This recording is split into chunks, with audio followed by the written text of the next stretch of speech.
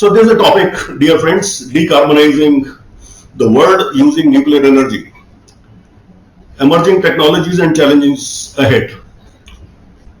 Again, I will repeat, it is decarbonizing the world. Just one country like Bhutan doing it will not help.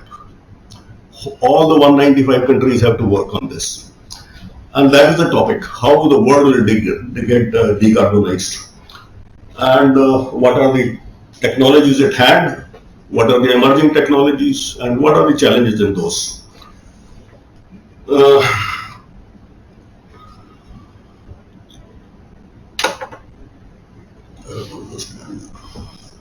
Yes. Yeah. So before we get into this topic, let us see how did we carbonize this world at all. And we did so by Industrial Revolution, which happened barely 250 years ago, and brought with it massive emissions from the combustion of fossil fuels, coal, oil, and gas. Well, the human life on this earth is very long, 200,000 years. The life of earth is much longer than that, but the situation settled down to a conducive number where the human life could evolve. And out of that, these are only 10,000 years. In 10,000 years, if you see, carbon dioxide, which is essential, is a very essential GHG, greenhouse gas, stayed put at around 280 ppm. But then at the end, you see it shot up, and that is the last 250 years. We'll be talking of this. This is the carbonizing which has happened, and we now want to decarbonize this and come back to, if possible, 280, but at least sustain at the level at which we are today. And it all started with this Industrial Revolution. Industrial Revolution is the root cause. And the root cause is that man knew that steam at pressure does work. This toy was created much before Industrial Revolution actually happened, before the steam engine was done. But the moment the steam engine was done, you put steam on one side of the piston in the cylinder, and this piston moves. It can be converted to a rotary motion. And that changed the world. That changed in such a big way that they'll make more. It continues. It has created a chain reaction initiated by that steam engine of James Watt. Atmospheric carbon dioxide has not exceeded almost stable concentration of about 280 ppm in it until the Industrial Revolution brought with it massive emissions from the combustion of fossil fuels. And this has been growing at exponential rate. More industries, more means of transportation, starting from bicycle or horse riding, and today we are more electricity, more population, more food, and so much of convenience that we waste also more. All the resources are getting wasted, and this is what happened.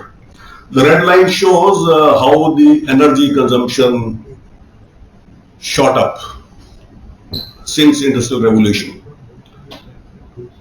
And the population also increased because of improvement in medical facilities, improvement in science, and the convenience. No more human labor was used for difficult jobs. It is the machines which are getting used. And they can go deeper into mines and take out coal and oil for us. The population also increased. But the energy consumption overshot the population growth rate.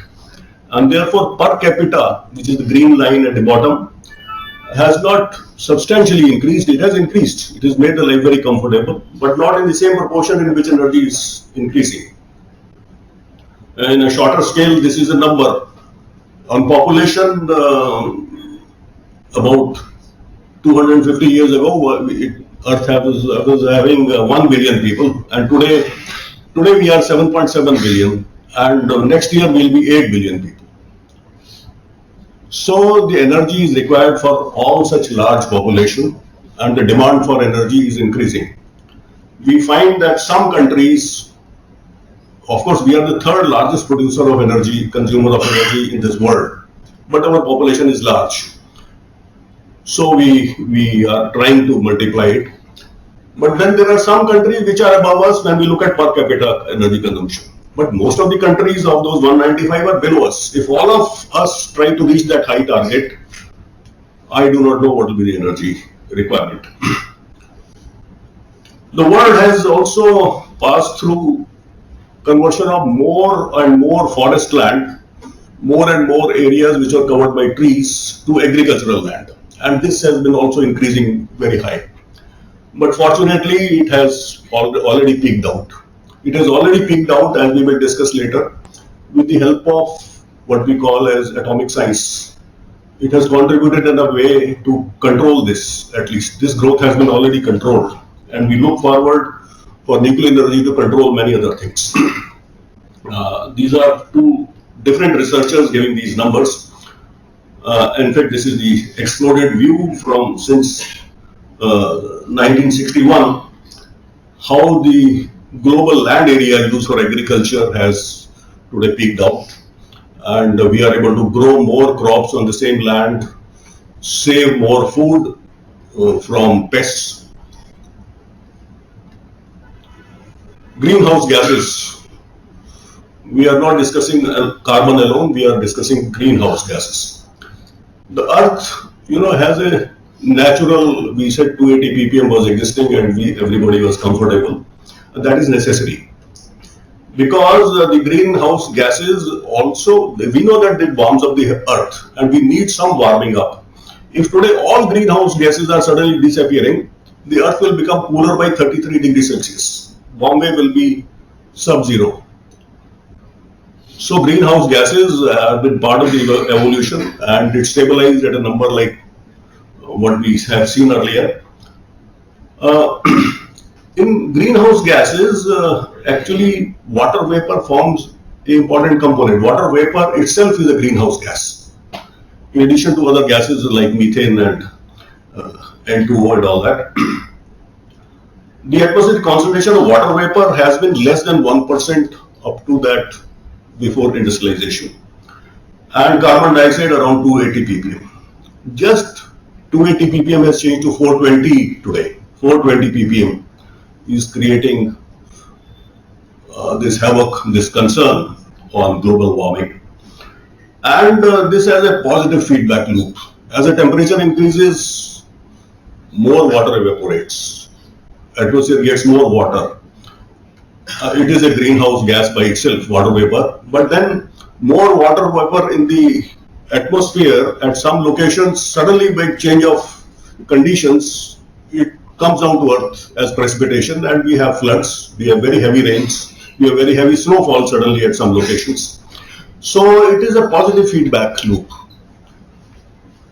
As the carbon dioxide increases, which is increasing in ppm level, but the impact is very high and it is not still fully understood.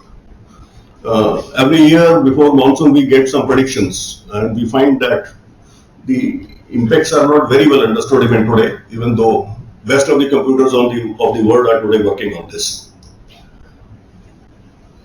Well, global net man-made pollution with regard to GHG, emissions have continued to rise. Here it is given in terms of percentages, but if you convert into absolute numbers, the numbers are very high. In percentages, it looks as if the percentage is stable, but the number itself is increasing.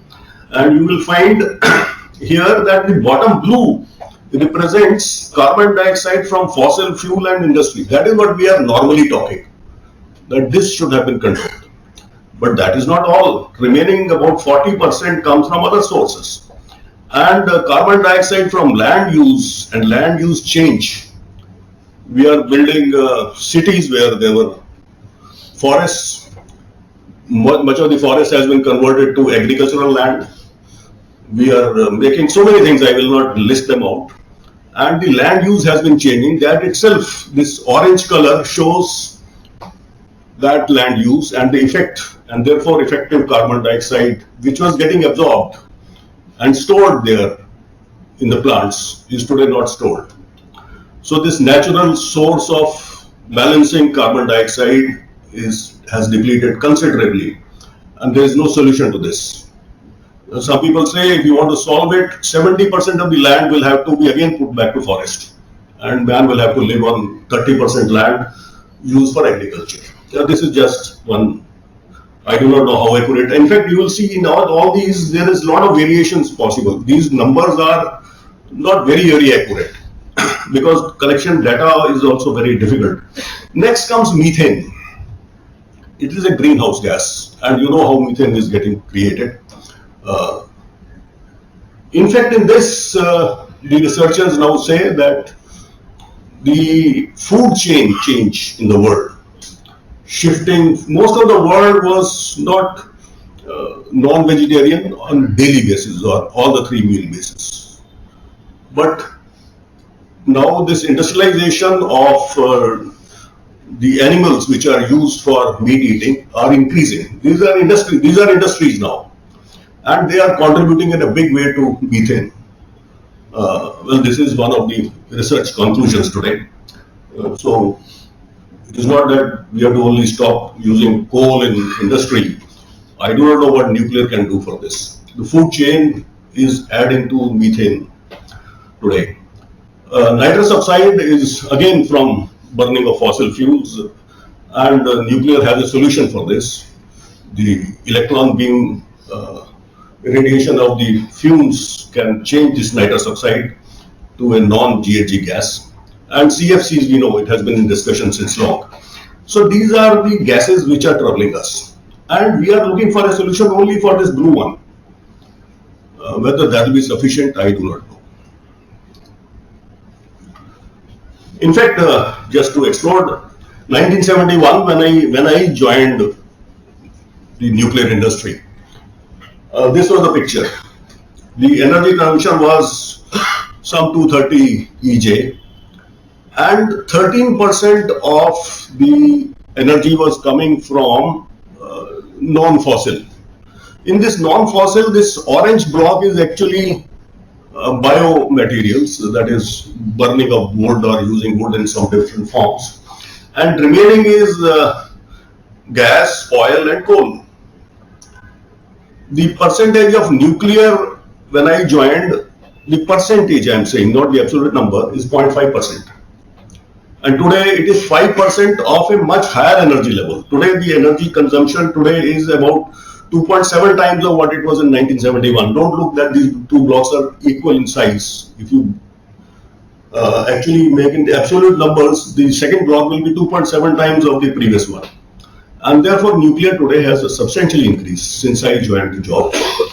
And if we exclude the biofuels of those 19% at the top, then about 10% of the fuels are not affecting the carbon, not creating GHG gases.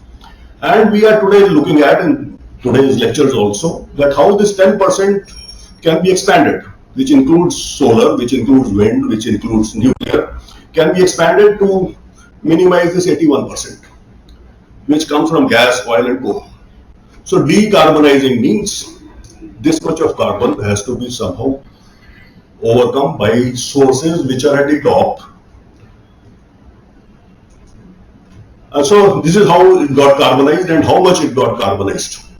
The rate at which the countries are now increasing their energy production, if all the 195 countries try to match with US, you know this 2.7 times will become 27 times. So the life of our grandchildren is very difficult. And there is actually no solution in sight. But the topic today is nuclear energy, and very rightly so. This nuclear energy can help, it is already helping to minimize these greenhouse gases.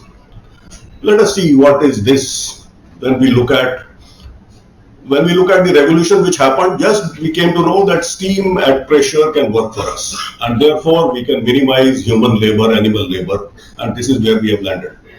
But then about 100 years ago, this is what happened. We came to know some characteristics of atom. Dalton made some theory, but this is the time that these two people, Max Planck, started a new series. He said energy comes in quantas. It is not continuous. It comes in quantas from a black body. And therefore all light or heat, all energy sources are in quantas, he said. This is 1900 years. And there was another person around the same time, maybe 5 years early, Ranjan, who found that these cathode rays are having X-rays. There is something which comes from the atoms, which can penetrate through. And these two people have started a new revolution. Quantum physics is a new revolution still happening and started by Planck in 1900. Einstein was part of this and he said photoelectric effect. Yes, these quantas come and these quantas come from certain materials when you put incident light on this. And this has done wonders. Today when we say solar power, it is actually atomic power. It came from understanding of the atom, the phenomena in the atom of materials. So solar power is nothing but is an extension, or rather this is the base of atomic power. Einstein also said E is equal to mc square. How we concluded all that we don't know. But no longer mass is conserved or energy is conserved. That theory, earlier theory is not valid. Energy and mass are conserved today. This is still to sink in our heads. So he said two things. And E is equal to mc square is the equation from which all of us are earning our bread. The whole life we have earned our bread from this equation, E is equal to mc square. And so many things happened, and they are still happening. You know, we don't know why electrons are behaving, how electrons, when they start from somewhere, they know what I am going to do, which slit I am going to close and which slit I am going to open, and whether two slits will be opened and whether they are waves or they are particles is still a confusion. But then Schrodinger said, no, I know. He gave a mathematical equation which is being used to crunch numbers, but still why it is happening is not known. And then our friend Peter Higgs, some 50 years ago, he said, no, all these particles don't have any mass. They don't have, they are not particles, they are waves, they are wave functions, but they don't have mass. Then where from we get mass? And that is what was known only 10 years ago. That there is another wave function, now called God particle or Higgs boson or Higgs waves, which when interact with the other waves, they give it mass. So a lot of confusion is persisting in this field, but we are still stuck at what Einstein did. Photoelectric effect and E is equal to mc square. The rest of the phenomena, some of it has been used, say, in lasers, but it is still not converted to technology. And therefore, when we say nuclear will solve the problems, what are the challenges ahead? I think the field is still very much open. Similarly, this was on quantum physics, but if you look at what Becquerel did or what Ranjan did, is it landed us in nuclear power. Very soon after the neutron was known, very soon after fission was known. Fission was a theory, in fact, by Hahn and Strassmann, 1938. And in 1942, just 4 years later, there was a working nuclear chain reaction demonstrated in a pile. It had all the safety features which even today exist in a different form. It had all the safety features. So that is where AERB looks at what was done by Fermi in 1942 with all the safety precautions. And today we have been part of this, so I will not get into the details. Today more than 400 nuclear power plants, commercial nuclear power plants are operating, and many are floating which are not commercial, and many research reactors. The total number may be exceeding 1,000. So nuclear energy in not decarbonizing the greenhouse gases in the world, what is its role? It is playing its role very well. And I will give you a few examples, few broad examples. And we know photovoltaic, which I said is actually atomic science, and it is renewable. And there are very high expectations from this. Already it is being used in a very big way. It is multiplying every day. Every month you find the numbers are changing, unlike nuclear power. There's a host of technologies, semiconductors starting with, which is again coming from the understanding of atoms and peculiarity of certain materials, certain barrier layers, chips. Total IT revolution is actually based on atomic understanding of this atomic revolution, which happened 100 years ago. The higher fuel efficiencies which we see here and there based on microprocessors controlling the process. Today, my car operator does not say your carburetor is not working well. He says in your chip mein kuch problem hai. And the petrol consumption of the cars, which some 10-15 years ago and today you compare, it is actually doubled. So again, atomic science. Automation, a lot of automation is saving energy today. It does not, if you don't use your computer for some time, it switches off or it actually comes to a sleep mode. Saves energy. A lot of automation in industry everywhere, I will not detail out. Non-destructive testing is saving material. It is making engineers come close to factor of safety of 1.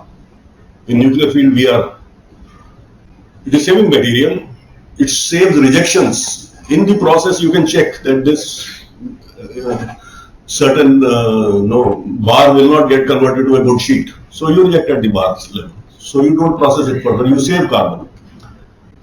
Nucleonic gauges, innumerable. I think people here know it best. We give license every day on these things. Nucleonic gauges today make sure. Some 10 years ago, my paper used to get stuck in the printer of the computer. Today it does not, because industry is now widely using nucleonic gauges to see that the thickness of paper is uniform. The cables which we use, all these cables of the computers, they use radiations to extend their life and extend their quality of insulation. So many things. And the clocks today last longer, the thread lasts longer than what it was lasting earlier. LED lights, agriculture, I have already said, it has helped in a very big way in creating new seeds, which give you more production. It stops pests on the seeds. Well, there can be a separate lecture on this from some of you who are. So in agriculture field, it has already shown its effect. The agricultural land use has stabilized for this large population. So indirectly, the energy efficiency. See, decarbonization, we need two things. One is shifting to other sources of energy which do not have carbon footprint, but at the same time increasing energy efficiency. And nuclear or atomic science is contributing in a big way in energy efficiency. And we know fission and fusion. These we know very well. In fact, that comes to our mind first when somebody says how nuclear can help. This definitely. But as I said, much of this science is still not fully converted to technology. Therefore, much more will happen as AI comes and so many things, quantum computing comes, and so many things are likely to happen. I cannot even predict what will be the future. Therefore, this atomic and nuclear science, which is the revolution happening only 100 years ago, needs to be attended to in a very sincere manner. We have today available with us matured proven technologies, photovoltaic cells, water reactors. I say water cooled reactors. These are the proven technologies with us. When we come to photovoltaic cells, we know the strengths, the pros. They are renewable. Energy is renewable. It is perpetual. We don't have to worry that next year our mine may not have coal. It is perpetual. It operates with very low level of operational skill and maintenance. Very, very low. It can be used, the energy can be used to store hydrogen, and therefore it is storable, provided this technology develops further. It is very good for off-grid uses. Very good for off. If you are not part of a grid and you want to use it, put it on your house top, and very good for agricultural use, which is weather dependent. You need water when there is summer, and summer the sun is there. You don't need water for your fields during monsoon. So solar is the answer. All agricultural load can 100% shift to solar. Earlier, when the wind blows, you will do certain things. And now you can do by solar in agricultural things. But it needs large land. And therefore, already we have given a lot of land to agriculture. This will have to go on land which is not useful for agriculture. So mostly rocks and such land which are not useful for agriculture and for other human use. And it is also being experienced. In fact, it is a challenge to the nuclear. The cost at the production end is very low. They say 2 rupees a unit. Well, these are the advantages which are normally seen in solar power. But there are some cons of this process. It is intermittent. We know, we need not expand this. It needs storage to be considered, and a lot of work is happening on storage.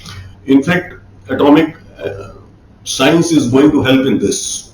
New storage means will be found out, I think, in the coming years.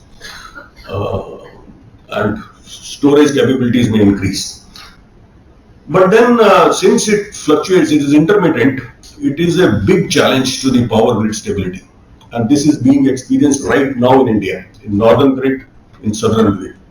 Both of them are facing extreme problems at the levels at which we are today, in solar power and wind power put together.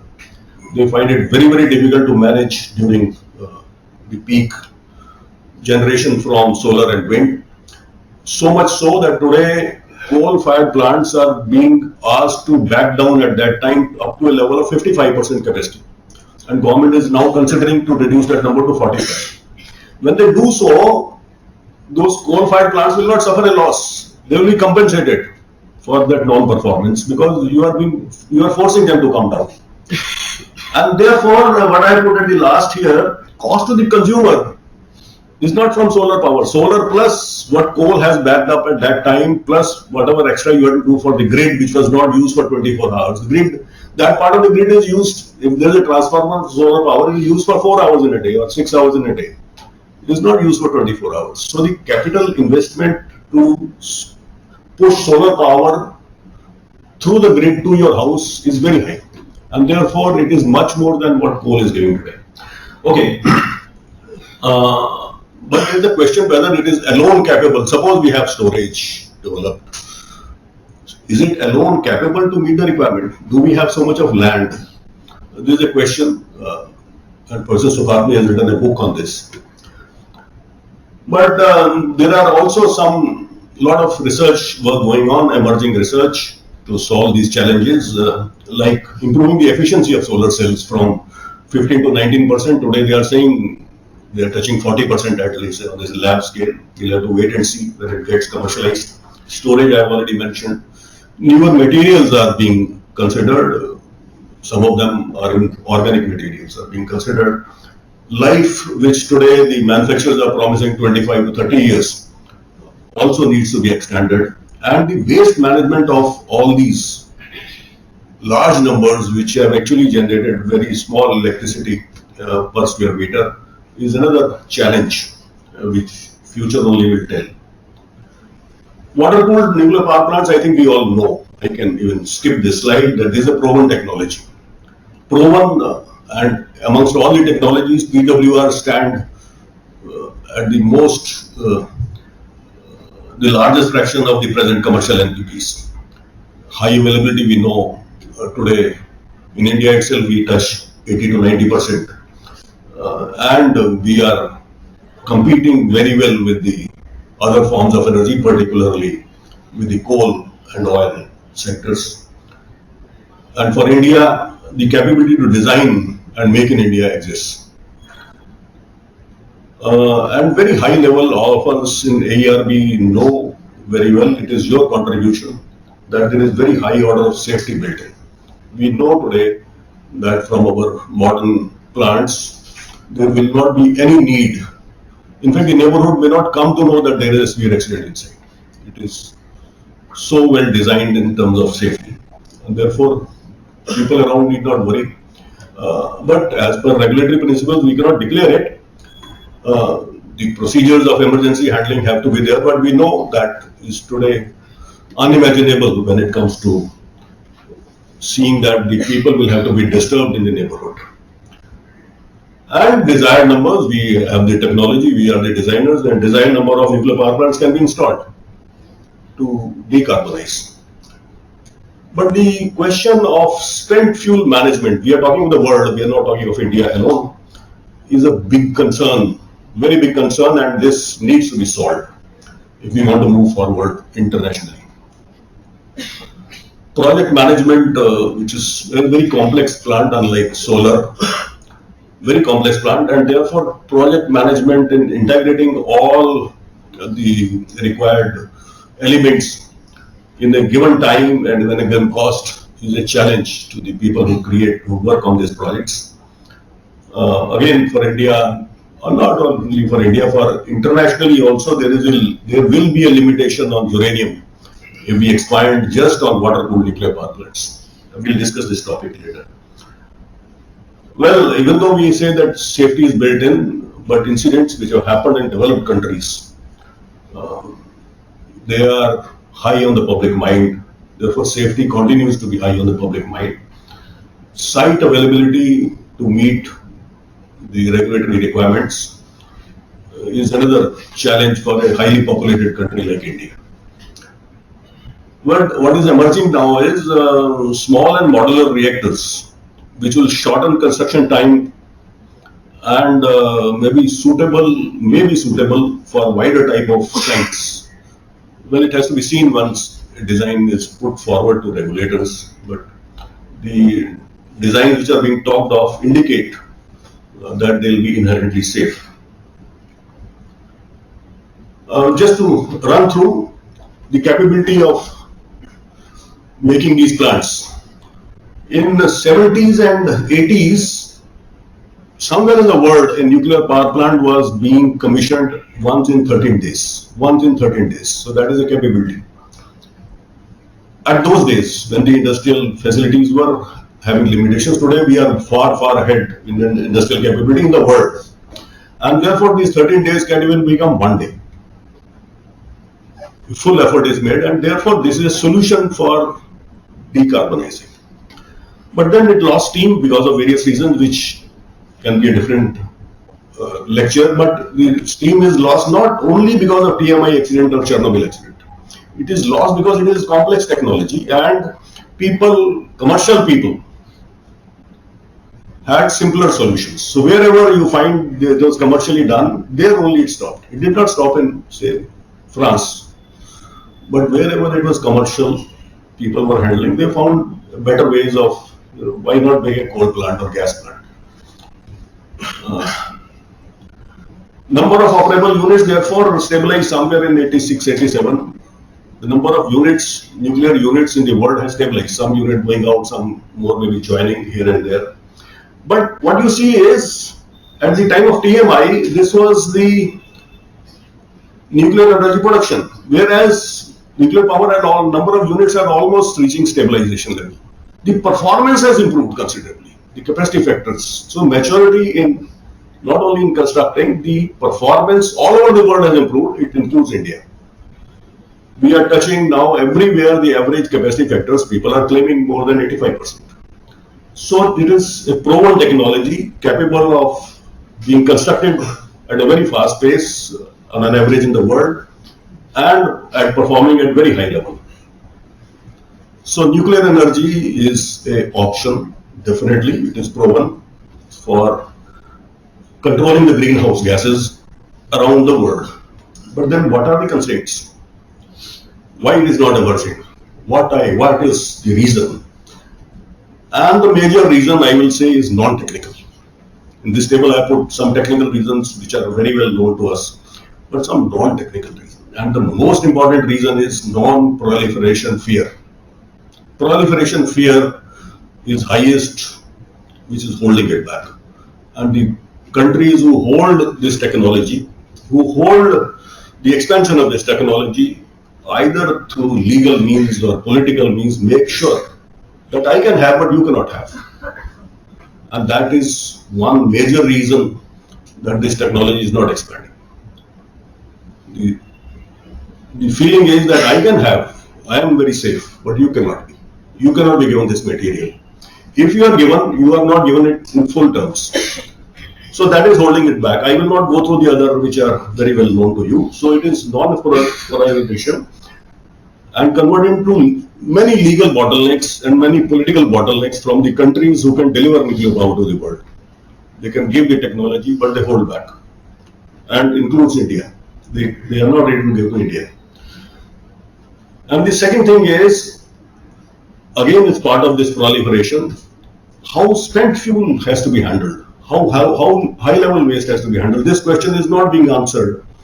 It is getting postponed. And the solution, everybody knows. The Blue Ribbon group created, in fact, we used to visit, ARB used to visit USNRC when this group was created. And they have come out with a recommendation to their government that the solution lies in closed fuel cycle. But then it is going slow. US has not said no to this. But this is the solution which will reduce the waste burn. This slide I have taken from one of the Dr. S.A.Bhardwaj's lectures. He was very fond of talking on this subject. If we close the fuel cycle and burn the plutonium, uranium, americium waste fuels in fast reactors, we can get rid of long-lived waste.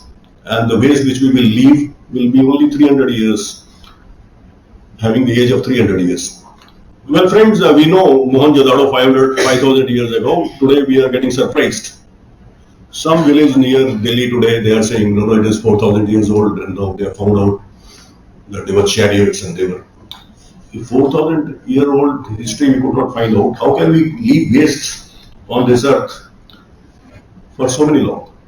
So we have to, the world has to, if they want to decarbonize using nuclear energy, come to closed fuel cycle and burn the minor actinides. I will not spend more time on this. And if you do that, the waste is only 300 years. And 300 years is very, very, very manageable. I know up to my great-grandfather who were there, where they were living, what they were doing. So 300 years is manageable time. But 200,000 years or 200,000 years is not manageable. And therefore fuel cycles have to evolve, and we in India are proud of this, and we are moving in the right direction, very much in the right direction. Today, we are separating out minor actinides. Partitioning has been on engineering scale demonstrated, and it is being coupled to all our facilities. Now, this is really our technology. So minor actinides taken out, and fast reactors. And again, the technology is going to be metallic fuels, which will give you high breeding time, and therefore multiply the fuel which you have a high multiplying time, and burn these minor actinides at the right time. So what you leave, there will be not zero minor actinide, but it will be negligible, because any chemical process cannot do it 100%. It will be negligible what we leave back. So negligible that a geological depository may not be required for many years, may not be for a few centuries. You don't need a depository. But minor actinides will be burned, most of them. And what we will need is only 300 years of some storage. And therefore, this is an essential component if nuclear power has to work for GHG. Emerging technologies. I don't think this emerging itself is the right word. They are already developed technologies, but they should emerge in the commercial field. That is all. Small and modular reactors, which are just extension, or rather coming back a bit from the high power, high capacity power plants, is the next emerging technology today in the planner's mind. And the design is based on proven water-cooled reactors. They are inherently safe designs are being proposed.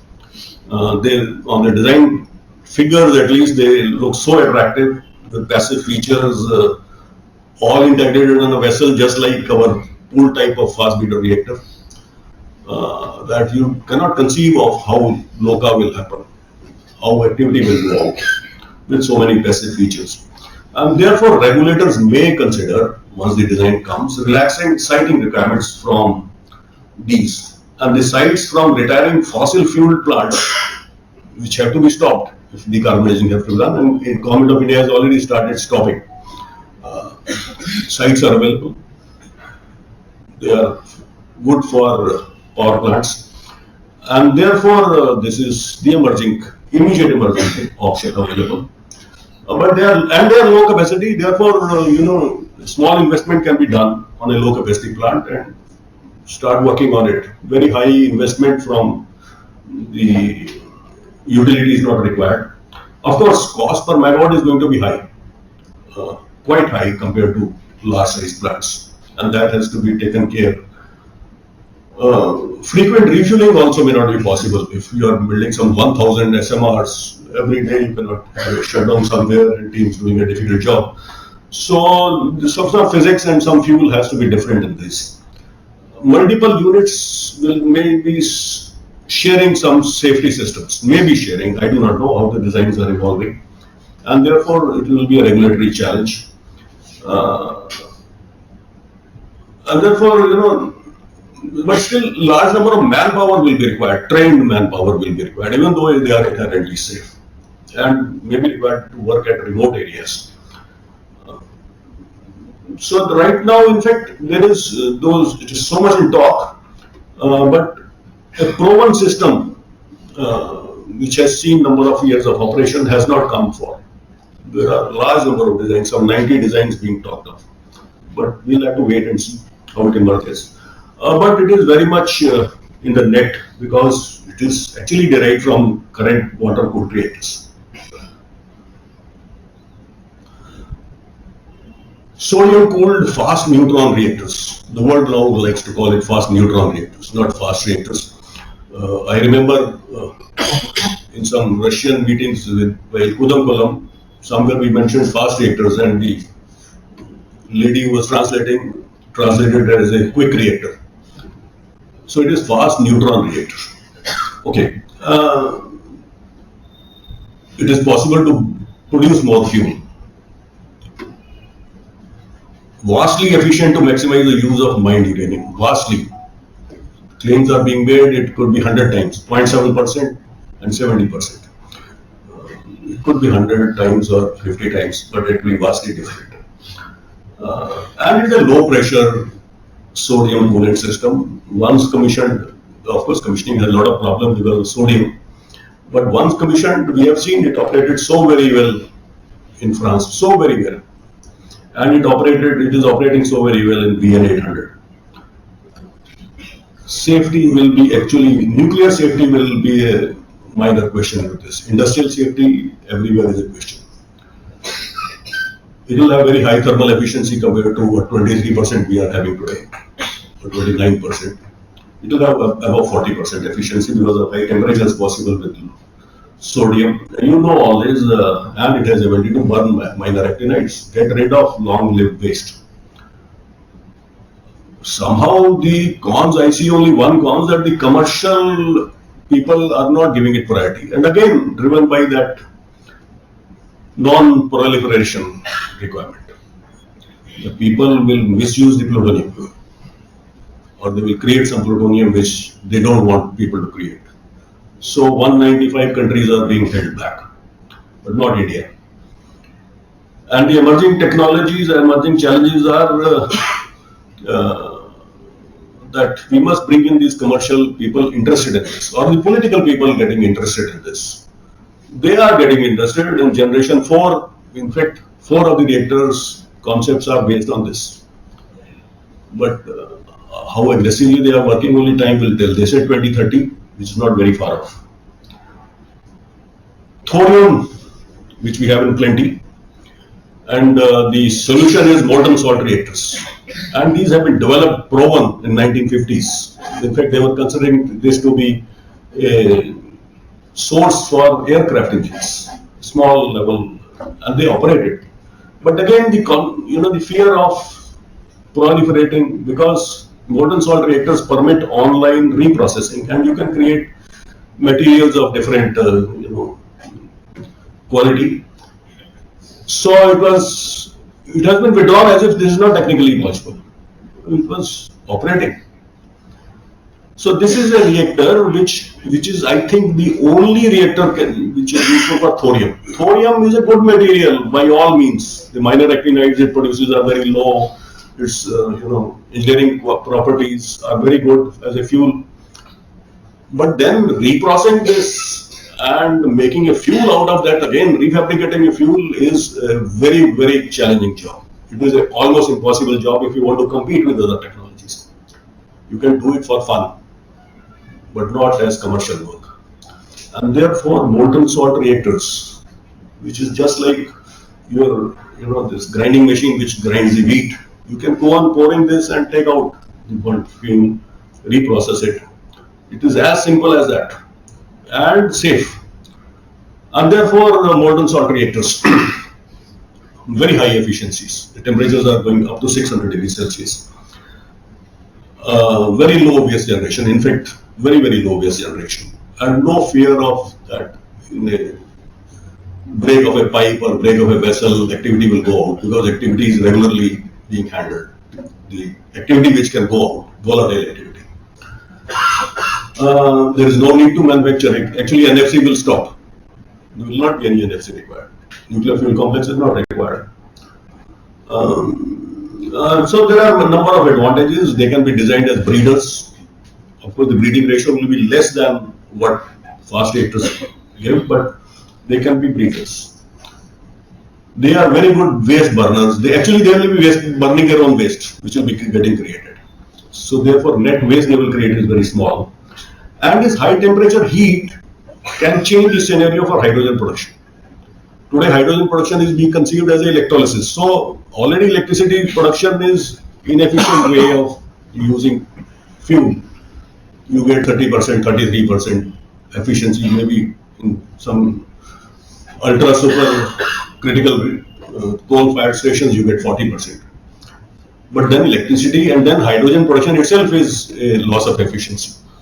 But if you have molten salt reactors, then that high temperature permits direct production of hydrogen by splitting water, by a process which VRC is well researched, iodine sulfur, and they are working very actively on this.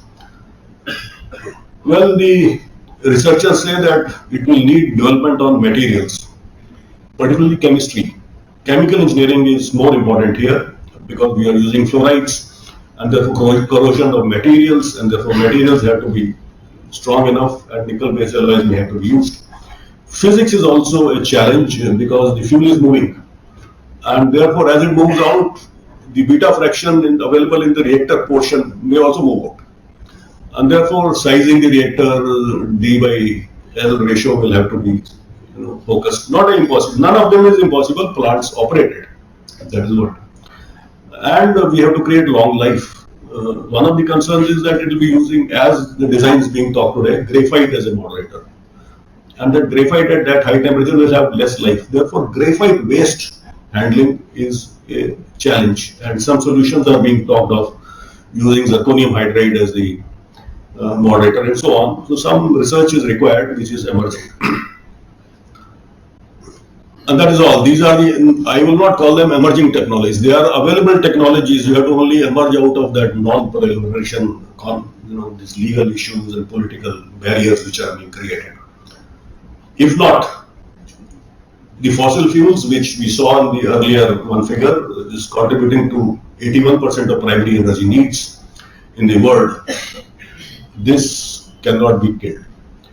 Decarbonizing efforts may increase demand for electricity production. Everybody will say electricity is clean, but wherever it is being produced, today we are saying EV cars are very clean, EV scooters are very clean, but EV is using electricity which is being produced somewhere and burning coal. So it is, and your batteries are being produced. So decarbonizing efforts may increase demand for electricity, which looks so easy. as many industrial, transport and other users may divert to use electricity and hydrogen. And this electricity has to be produced by sources which do not have carbon footprint. That is what is the underlying message. The planners therefore see renewables and nuclear energy together as drivers for decarbonization. Everybody in the world is talking, but action on nuclear is limited. Will uranium by single use in water-cooled reactors for present type will limit the growth and sustaining the capacity for a long time? On the back of an envelope, if I make the calculations, today the nuclear capacity, which is 388 gigawatts or so in the world, is doubled. The uranium will last only for next 50 years, and that too at a cost at the trailing end, which is 3 times of today, uranium cost. So it is just if we are going on using the uranium as it is, we are not having a long-term plan in hand. Therefore, shift in technology, the recycle of fuel multiple times will become necessary. Governments are realizing this, but they are still holding it. It's a political decision. Concerns on long-lived waste will also get addressed in process, which is the concern of public, which is the concern of political. They are not able to go to Yucca mountains today. So there's a concern. Both concerns get solved if you recycle, and we are doing in India. I think the inherent message I am giving you is that we in India are far ahead than the rest of the world. Maybe exception, maybe France. But then when we say minor actinide separation, in totality we are ahead. So can these emerging technologies or available technologies, if they emerge, serve the objective of decarbonizing by 2050, 2070? I have already said this. Maybe. If urgent action is taken, only then to add recycling of nuclear spent fuel, deploy fast reactors to extend the nuclear fuels and burn nuclear long-lived waste. Higher temperature reactors like MSDRs will also facilitate hydrogen production by direct water splitting without going through inefficient electrical route. So the solution is at hand. It is only need to be applied. It is only beyond 2050 and 2070 that these solutions will emerge, which are being actively worked upon, but they will not come to a commercial level as per my estimates, or many people that are giving the same estimate. That is ITER, fusion, and beyond this. And we from India are participating actively into this. But then, as I said, atomic science, still that revolution which happened 100 years ago is actually being used only what happened up to 1938. Or say some other uses which have come up maybe up to 1940, 1950. What happened in the last 50 or 70 years is not being used. And all these concepts put together may do this. Already claimed by US. So it may go beyond what is being done at ITER, it may simplify the life and fusion. Still US is saying that it will go beyond 2050. And today they say there is no periodic table, the way we have learned it. The atomic particles do not today stop at proton and neutron and electron. I do not know, they say quarks, leptons, gluons and bosons and so on, and all of them don't have mass. Some Higgs comes in to give them mass. This has to be converted to technology. So what immediately we look forward is there should be some emerging very convenient storage of high amount of electricity. This is my wish. One very easy wireless transmission of power. If that happens, solar power itself may solve the international problem, because sun shines somewhere on the globe at any given time. And if you can transmit it very easily, maybe the solution will be very simple. But then for all of us, this is all beyond us. Some planners, some very high level of political thinking is required. But what is up to us is, we are getting addicted. We are severely addicted to use of energy, even though we say that our consumption is very low. De-addiction to energy is required. To a level, life was there, 250 years ago also.